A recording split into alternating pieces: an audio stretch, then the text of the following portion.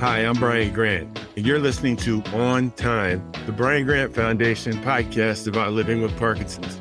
If you want to know more about Brian Grant Foundation, go to briangrant.org. Coming to terms with the changes that are happening to your body because of Parkinson's is incredibly difficult. Many of us go through a grieving process as we reimagine our futures with this disease. For elite athletes who are used to training and competing at the highest levels, it takes a profound mental shift to keep participating in the sport you love after a Parkinson's diagnosis. In this episode, we'll be talking to rowing champion Todd Vogt about how he's made that shift to continue participating in his sport while living with young onset Parkinson's. I'm joined by co-host Brian Grant, who may also have a few things to add on the subject. Hello, Brian and Todd. Hey, how you doing, Brian? I'm doing okay. Just another Parkinson's day. Yeah. It was the same as yesterday and same today. Yeah. How about you? I'm doing all right. I'm feeling pretty good. We had a nice training session this morning on the river. We rode for like an hour and a half almost, and it was good. Todd, can you tell us how you got started in competitive rowing? It's really, kind of simple. I saw a flyer when I was a freshman in college at University of Buffalo, New York. I saw a flyer outside the dorm, try rowing, get fit, meet friends. I was like, okay, that sounds fine. I went to the meeting. I guess the interesting part is at the meeting, there's all these people there checking it out. And the coach played a video race, like a major collegiate race. All the boats are cruising down the race, across the finish line. It's a really close race. All the rowers are slumped over their oars. So I remember thinking to myself, two thoughts, I can do that to myself. And if pushing yourself physically very hard is one of the main demands of the sport, I can be good at this as well. So there you go. And the rest, I was hooked pretty instantly, mainly like I was saying about the physical challenge and sort of the mental challenge of it. So, Right. So anyways, and then that was it pretty much. I rode throughout college and post collegiate, I was decent rower, but I was nothing special. I never made the national team. I won some national championships, but I was a good sort of club rower. And then, then I transitioned to being just competitive master rower, and then Parkinson's hit. And you said Buffalo, right? Yeah, because that's where undergrad and grad school. So We have more in common than we realize. I went to school in Rochester. I Tell grew up in Rochester too.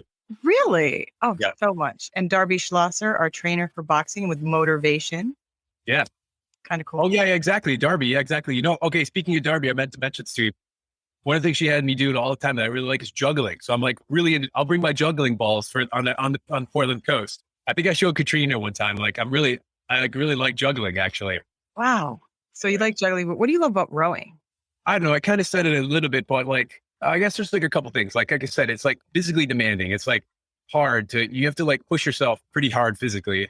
I think and one thing that's cool what a lot of endurance sports have that, track and field, long distance running or swimming or cycling or Nordic skiing. A lot of those endurance sports have that physical, mental toughness thing that you have to kind of work through a lot of physical discomfort. And I like that. I think the other thing that rowing had too is you have to do that and also a really cool team environment. So it's a terrible sport to watch. Watching rowing is terrible. You can't see what's going on. The boats are on this weird angle. But from a competitor, from a participant's perspective, it's awesome. You can hear, you're facing backwards, right? So if you get in the lead, you can see all the other boats behind you. You can see all the boats behind you struggling and, sort of in your wake. The other thing too is you can when it's a close race, you can hear the other boats side by side. And so you can kind of feed off their energy. And each boat is you push yourself a little harder, you get ahead. They push yourself, they're a little harder. So I don't know. It's the racing environment is awesome. Going to watch a race, on the other hand, is kind of boring. So as my wife puts that. As an elite athlete, when something's a little off. How did you realize that you weren't moving the way that you used to? And when did you learn that it was Parkinson? Yeah, I think rowing in this regard helped a little bit. It was like you said. So there's a big race in Austin. It's called Head of the Charles. It's this big sort of party / race. And I'd been participating in it with this group of other guys for the previous 5 years. So we had a training plan that we had to do on the rowing machine or on our own on the water. And that whole fall, no matter what workout it was, I just felt weak and tired.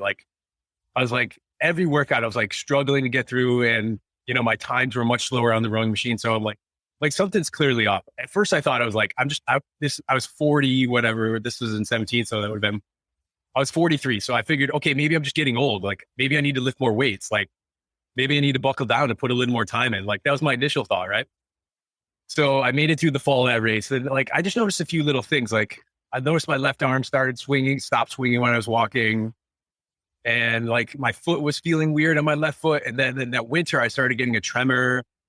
And there you go. That when I started getting a tremor, I was like, okay, I'm really fatigued. My arm's not swinging.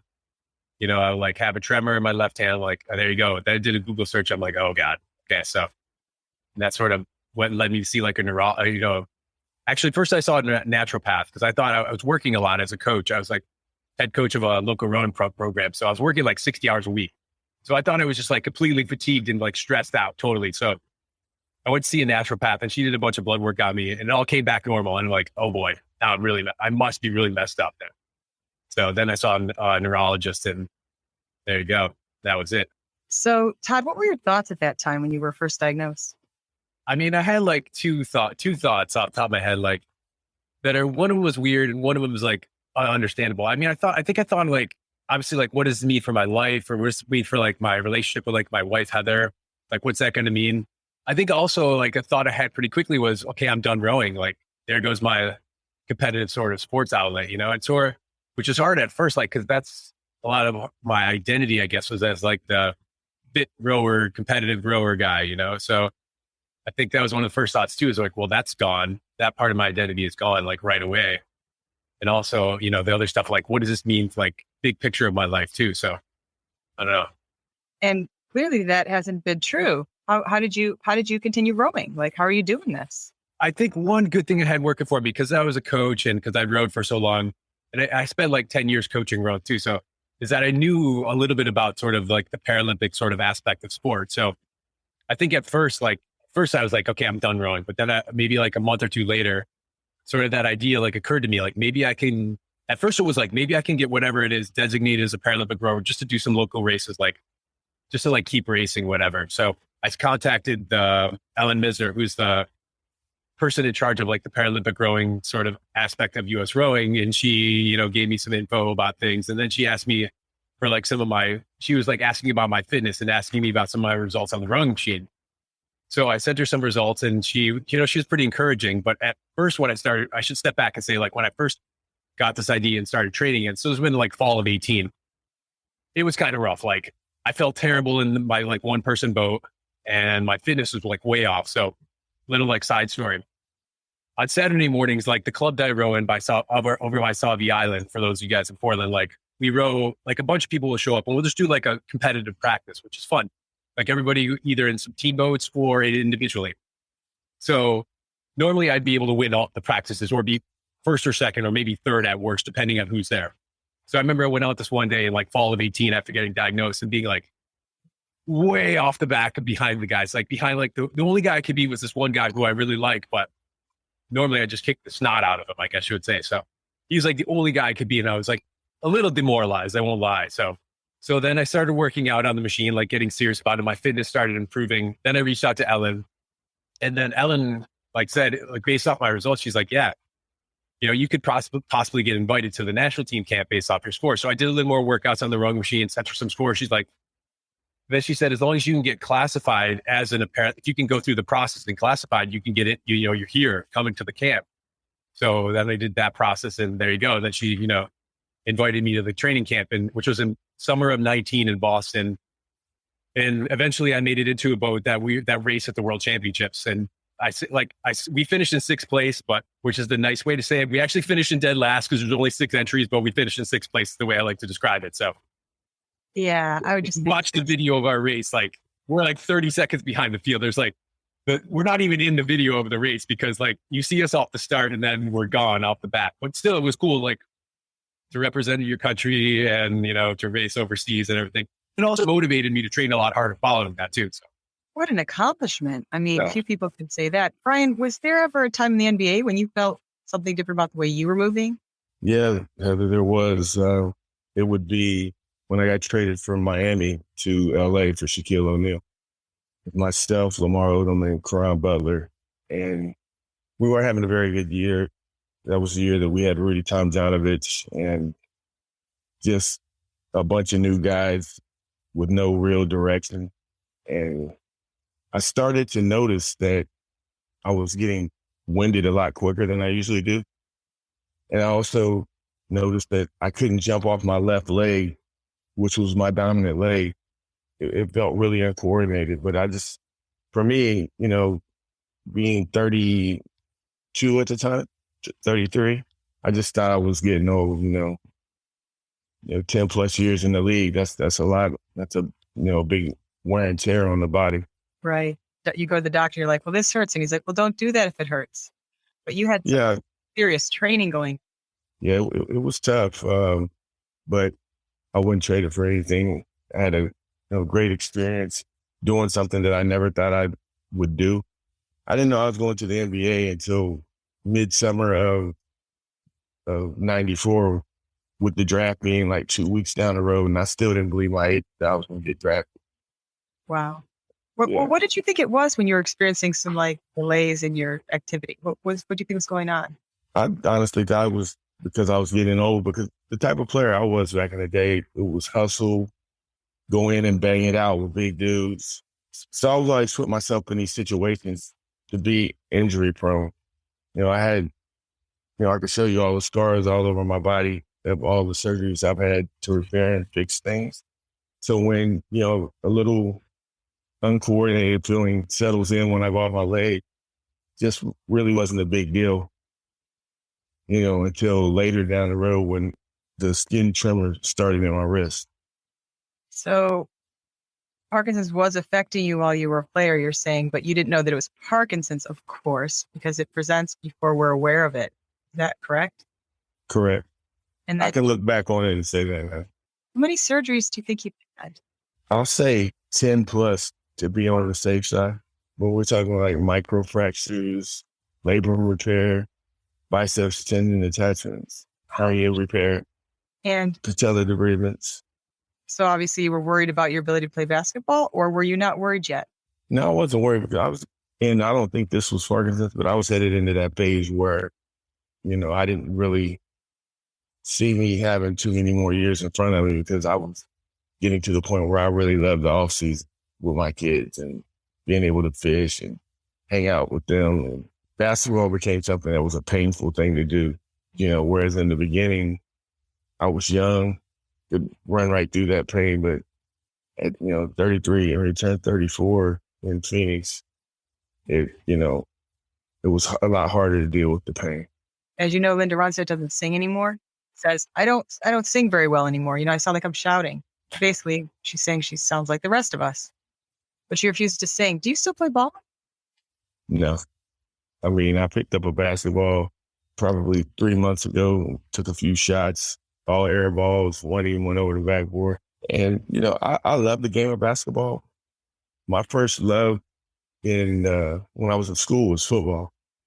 And so I couldn't play football after I was 13 because my hometown didn't have a football team, a junior high or high school football team. So I sucked at basketball. I couldn't make a layup. I had 7 cousins that were just, athletes. I didn't get picked very often, but then comes the height. I go from 5'10" and a half to 6'4". My uncle was looking at me like, you're going to play basketball. That's when I started to play. He's looking up at you saying, this is what you're going to do, okay? There wasn't much of anything else I could do growing up in Georgetown, Ohio. Basketball, baseball. Yeah, we are exceptionally skilled with it. So, but, Todd, you're still rowing. In fact, you're training for a competition. What's the competition? It's the World Championships. I'm racing in a 2-person boat with a mixed 2-person boat, as it's called, with my partner's named Pearl Outlaw. She's actually sitting over here, hanging out. So, yeah, we're racing at the World Championships in Czech Republic in late September. So, yeah, it's kind of weird. I don't know. The whole thing, I don't know. It's like weird to think about. I don't know what I'm trying to say here. Where am I going with this? But I'm saying like it's weird competing with Parkinson's now because and rowing with Parkinson's now, really comparing myself to where I was when I was like 20 years old or where I was even 10 years ago pre-Parkinson's. I'm constantly like saying like, oh, I used to be able to do this then. I can't do this now. That's right. So it's a little weird in that regard sometimes. Yeah. And not to interrupt you, but just to add to that, comparison thinking is very dangerous. That's what kids do when they get on the, the Facebook or whatever. They're comparing this highly curated version of a person with their actual real abilities. And, Brian was just saying how he compared, what he used to do with basketball. And when I finally got to meet Raphael Sadiq, who generously shared with us the theme song for our podcast, he's one of my I was sort of fangirling out. And then I was like, oh my gosh, I can't dance anymore. I have Parkinson's, I'm all frozen. So I'm meeting Raphael Sadiq going, instead of how I imagined it, like we'd run off into the sunset together, Raphael and me, so we have these versions of ourselves that we wanted, right? But you're still doing it. Can we say hi to your co-pilot there? Sure. Hang on. I'd love to do that. Pearl. Let's see. Pearl! Wait, Pearl. Hey, Pearl, how are you? Pearl again. Pearl is blind, so that's her disability that allows her to compete as a Paralympic athlete. Yeah. Wow. Gosh, I can't see you, but you sound lovely. You guys are. It's weird though. Like you said, I still have all the time I think to myself, I look for example, we were talking about Brian was talking about his leg. All right. One thing that's like a good thing, I like about rowing, it's also really challenging. It has a large technical aspect to it, almost like swimming, you can't throw, if you've never swam before, but you're a really good runner, if you throw that person in the pool, they're going to be they're not going to be they're not going to be very competitive. Rowing is similar like that. It requires all the physical aspects of it, but also has a large technical component. So I'm constantly I look at a video of myself, and I'll be like, oh man, I'm breaking my arms early. I'm I didn't used to do this 5 years ago, Yeah, there's constantly that sort of aspect. And I'm old too. I remember at 19 at the World Championships, I'm like, what am I doing here? I'm I move weird. I'm not that fast. And I'm old. I'm 20 years older than everybody here. So I don't know. Can relate. Every time I pass a mirror, I'm like, who is that woman with all the wrinkles? And why are they putting Botox in my feet and in my bladder, not in my brow? But back to the less vain circumstances and the things that you can do still. I wanted to know, so you mentioned how it's different than before you train. Mm-hmm. And I want to know, what kind of mental shift did you have to make to approach that training this way? I don't know. I'm one aspect I think sometimes is I don't know. There's a challenge of it too, is that to see what am I capable of in this different condition, So what am I still capable of being a 47-year-old dude with Parkinson's, Wow. And as you approach this competition, you have to sort of get your mind in the right place. Yeah. We don't even think to win it. Our goal is to win the World Championships though. We raced overseas. I think realistically, I don't think I'm going to be, that's a crazy statement to make, based off some of our times. We raced in Italy. We had a training camp in March in Sarasota, and we won there's a race there at the end of the regatta, and we won the race. So that earned us the right to go to Italy to this Paralympic regatta. It's called Gabarate in northern Italy. It was awesome. Yeah. But we raced twice in 2 different races, and there was most of the European competition was there, including the Austrian team that was a silver medalist in 18 and 19, and the British team, which is really good. The British Paralympic and rowing team, they fund it so well. They're professional athletes. So I figured and we just got up having COVID a couple weeks before that. So our hope was to not get killed or maybe come away with the wet up. But we won both of our races by a considerable margin. So, which was kind of shocking in the first race, to be honest. But so yeah, I think we have a legitimate chance to medal, if not win the race, depending on, Brazil is going to be super fast. Ukraine's going to be fast. Britain will probably be fast again as well. And then maybe there's one other team too, but I think that's going to be the race for the medals. So I don't know. It's kind of crazy to think about. Hey, Todd. Yeah. Were you a fan of Oxford Blues with Rob Lowe? Yeah, I've seen it a whole bunch. Exactly.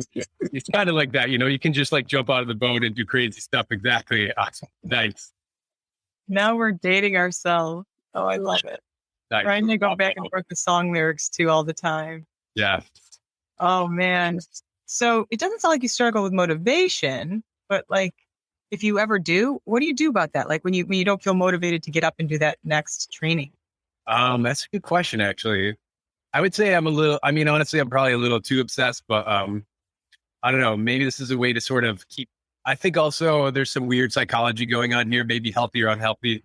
What I mean by that is maybe this is a way for me to tell myself my Parkinson's is as bad as it is. Cause when I row, I feel really good. When I get done rowing, my symptoms are basically gone for a half hour afterwards too. So sometimes I have this weird psychology, how can I do this stuff that I'm doing? One thing that was really cool that happened over the winter, this is crazy to me. This is a crazy story a little bit. we have to do periodic testing on the rowing machine, or an erg test. The rowing machine, we call an erg, right? The ergometer. We have to do like periodic tests on the rowing machine to submit to US Rowing so the coaches can see where we're at, to see if we're like totally out of shape. We also get funding from that. You do well. So we had to do like the typical distance is 2,000 meters. That's our Olympic distance. But in the fall, we have to do longer distance tests too. So we had to do 6,000 meters as the fall test. Anyways, point of the story is I pulled a personal best for an all-time personal best last December, which was like mind-blowing. Yeah. So that can still do that. Like part of me is like, how can I do the stuff and like lift like a ton of weight in the weight room, but also like have Parkinson's, which affects my movement. Like you can't see it over here, but my left hand's going crazy right now. So right there with you. Part of me is like, how can I do all this stuff, but also have like this cool stuff, like athletically, but also have this disease? I don't know. So like sometimes it's hard to wrap my brain around that. Yeah, Anyway. definitely relate to that. Brian, do you feel frustrated when you train? I do. I mean, when I train, when I eat, when I get excited about anything, because anything that excites the brain brings on the tremor. I'm going to say this, and I hope my trainer doesn't watch it or listen to it, but I was in a pickle, so I ended up getting a double cheeseburger from Wendy's. And I was driving, and I was telling myself, how am I going to eat this damn burger? Because I'm excited to eat the burger, so my tremor was going off. So I'm in the car going, taking little bites, and finally I said, okay, I need more of this burger. I lifted it up till I'm out, and about 10 seconds, the thing was all over the place, all over the car. Those type of things frustrate me. Like I can't walk from the coffee maker to the couch or the table without spilling if I don't have meds working at that time. And then we've already talked about the urinal. I didn't hear about this part about the urinals here. Well, I don't do it on purpose. But I have a bad habit of getting the walls a little bit. Depending upon, I try to use the bathroom when my meds are working. Because if I don't, I know I'm in there cleaning up the bathroom. My daughters are making me go back clean it up. So in my new house, I have a urinal being put in. And you can't sit down on the toilet. We got laughing about this the other day and about how many urologists we have to see with Parkinson's and all that stuff. Oh, really? So there is some demoralization during this. It really humbles us. If we had a lot of swagger or extra ego, let's just say that it's been tamed. Just keep it. Brian, do you struggle with motivation? I do. Initially, I'll have the motivation to do something. And then Parkinson's always tries to get me tripped up on whatever's going wrong with my body at that moment. Like now, I've just hit a point in my life where things have been relatively good for a long time. Like you were saying, I kind of wonder, damn, do I really have this? I should have never asked the question because, now it's coming back with a vengeance with things. I'm having to deal with things for the first time, like my shoulder locking up, my upper mid back locking up, breathing. We're doing this race and there's no way I'm going to back out of it, but I'm concerned, if I'm even going to be able to finish my legs, because right now as it stands, when I start walking, I have my whole body goes into rigidity and it kind of closes my breathing off, causes my lower back to lock up. So these are things that I've heard from people over the years, stories and talking to other people who are suffering from that. I knew it was on time, but now that it's here, it's like, damn, I just got to stay motivated. I got to keep myself from saying, forget this. Because, sometimes it gets so bad, you just want to say, forget it. But then I look over at my son or one of my daughters and they're like, go. So you follow that feeling through and you sit with it for just a moment and then you think of your kids. I do. Yeah. It all depends on what I'm doing too, what exercise or what event. And I just want to interject here for what you were just saying, Brian, if I may. It's like being encased in cement. Picture carrying around a, 6'9", 6'10" frame, encased in cement, and then submerged in really cold water with a wool blanket wrapped around you while someone is beating you and stabbing you in different places in your body. And that's about what Brian's experiencing when you witness him just walking down the street. Is that about right? Yeah. I'm like, damn. Or like being in quicksand. Yeah, your version is a lot scarier. I mean, it does feel like that, though. It's a small miracle when you're upright, You got up out of bed. Way to go, guys. And yet look at these feats you elite athletes are still doing. I mean, what to do with this lack of motivation, what to do with this struggle. You mentioned your kids, and Todd has mentioned many things too. And family, of course, and, beating your own time and things like that. But I would also say so I guess back to Todd, you're on the Portland to Coast relay team. What made you decide to be on our team? I don't know. It seemed like a fun adventure. Hang out with Brian sounds cool too. And Katrina. So They're very fond of you. Before you got here, I'm so intimidated. I was like, oh my gosh, I've heard so much, that you've done, and I really appreciate your presence. You really motivated me too. Oh, no problem. I think it's also good to be around other people with Parkinson's too. It helps being, I don't know. I mean, you commiserate a little bit, right? So yeah.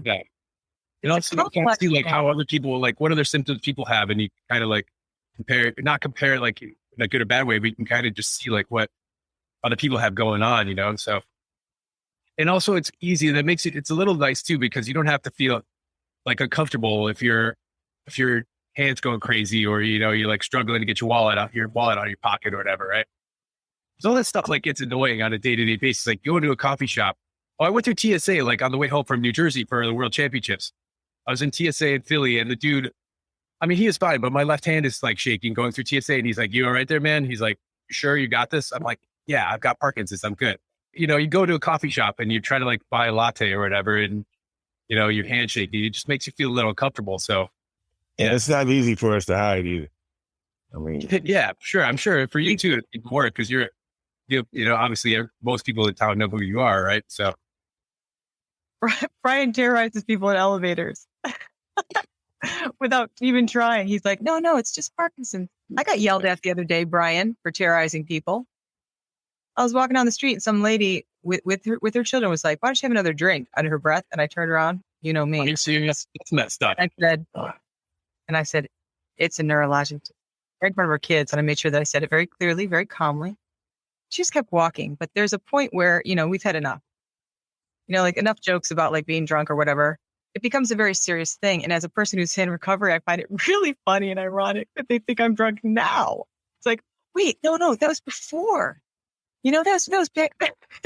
So, I have to handle it with some humor too. I can get too angry because then I'm really shaking. Brian mentioned that these emotions do affect our performance, I was going to say one other thing too, that I don't know if you appreciate this, but along the same lines that having Parkinson's, I guess, is hopefully, if any good can come of it, it does give you appreciation that a lot of people in life are dealing with things which you may not understand. And they're just trying to make it through the day. If we could take one soundbite away from this, I mean, that is just brilliant. We cannot know what someone else is struggling with because a lot of disabilities don't always show. So you're in the race and you decided to join because Brian. Heck yeah. I want to hang out running. Me too. So by the time the podcast airs, this one, we'll hopefully have finished the relay and you'll hopefully be a world champion. I'm quite certain that will probably be true. Where did you think you'd be at this point, looking at sort of this trajectory with Parkinson's for you? I'm not sure how to answer that question, to be honest. This is definitely not where I felt when I first got diagnosed, I thought. But like I said, initially, when I thought about the Paralympic thing, maybe a couple months after getting diagnosed, I thought maybe this could lead somewhere interesting. And I'll say one more thing. I think motivation is different for me right now because I have this unique window of time. I know I might only have 2 more good. I mean, my hope is to be able to compete until Paris in 2024. But that's a 2-year window. I hope my body holds together. You know what I mean? And who knows what happens after that? So I have this small window where my body's still holding together. I can still perform at a high level, but who knows what it's going to be like. So that gives me a little bit of added motivation. This is it. If I'm going to do something special with this situation I have right now, it's right now. Because who knows what it would be like in 2, 3, 4 years, No pressure. Yeah. Well, yeah, exactly. Maybe I'm being a little too hard. But yeah, that's definitely motivates me a little bit. If you could give one piece of advice, Todd, to someone newly diagnosed today, what would it be? Just one thing you'd want to leave them with. Maybe a couple of things. Let's see, off the top of my head, try to find something that gets you out of bed in the morning that provides you joy, I guess, and just keep trying to get through the day, as hard as it may seem. So I don't know. That's sort of my crappy advice, I guess you would say. Something to look forward to is not crappy advice, that's for sure. And Brian, what about you? What would you What you leave with people? I mean, we've talked about motivation and all this stuff. Do you want to say anything? Anyone who's newly diagnosed? I always say that people who are diagnosed need to know that they're not alone and that there are other people out there suffering, probably more so than the person I'm talking to because they've only been diagnosed. It's going to be a dark road. It's going to be a light road, but there's definitely going to be a road you're going to have to travel. And when those changes come along, don't be scared to lean on people. I think the thing with me right now, with things being so different and starting to really affect me, I'm learning to let my guard down and let people help. Like, Katrina, when we walked, actually you seeing what I was struggling with, Jenny, all of it. Whereas before I didn't want to talk about it, I talked about it because I knew it was helpful to other people, but if it would have just been up to me at that time, I probably wouldn't have spoke much about it because I feel like I don't want to bring attention to myself. I mean, I'm kind of rambling right now, but hopefully that made sense. Yeah. I mean, your humility is stunning, really. You've done so much to help people. You've established a foundation. And here we are talking to people and helping them hopefully feel less alone. We're really glad if you're listening. Earlier today, we did a talk with Brad McDaniels about Viktor Frankl and Man's Search for Meaning. And I believe that purpose and having something to contribute is so important for people with Parkinson's. And if you are an elite athlete and you're going to compare yourself to how you were, or if you are someone who thinks that you don't have something to offer, think again, we all have something to offer, no matter where we are. So basically, what I'm trying to tell you is come as you are, please. We want you here. Glad you're here. Welcome. You're not alone. On August 27th, the Brian Grant Foundation's Portland to Coast relay team crossed the finish line in Seaside, Oregon. Here are Todd's comments moments after crossing the finish line. We are here with Paralympian Todd Vogt. He just finished the race. What were your final thoughts walking over that line, Todd? I think my final thoughts were this whole experience was like fun and, challenging, both physically and sort of, from sleep deprivation. And it was like fun bonding experience and, walking through the mountains in pitch black darkness that was awesome. Actually, that was super cool last night. Doing our legs in the darkness with no sun, with no stars, no moon, and I don't know. It was great. It was like fun being and talking with other people. It's nice interacting with other people with Parkinson's and sort of talking shop about that, I guess you would say. So yeah, I would do it again in a second. We were so proud to be part of a team with you. In fact, someone said my name in the same paragraph as yours. And I'm like, this is the only time in my life I'll be paired up with such a force of nature. It was wonderful to see how you train, your attitude. You pulled the rest of us up and all that moon bathing and stargazing. I hope you do much more of that and get some rest after this. Thank you for being here. Sure. No problem. It was fun. I wouldn't miss it, I guess you would say. Like when I first got invited to do it when Katrina was talking about it, at first I wasn't sure because we leave in 3 weeks not even like 2 weeks for the World Championships. So initially my coach wasn't necessarily super happy about the idea of taking 3 days off from my rowing training, but I was like, look, I'm doing this thing. So yeah. Thank you so much. Anytime. All right. The Brian Grant Foundation empowers people impacted by Parkinson's to lead active and fulfilling lives. Help support our efforts at briangrant.org. A special thank you to Raphael Sadiq for providing the music for this podcast and to Market of Choice for sponsoring the Portland to Coast team. This podcast is produced by Brian Griggs. Learn more at griggsproductions.com.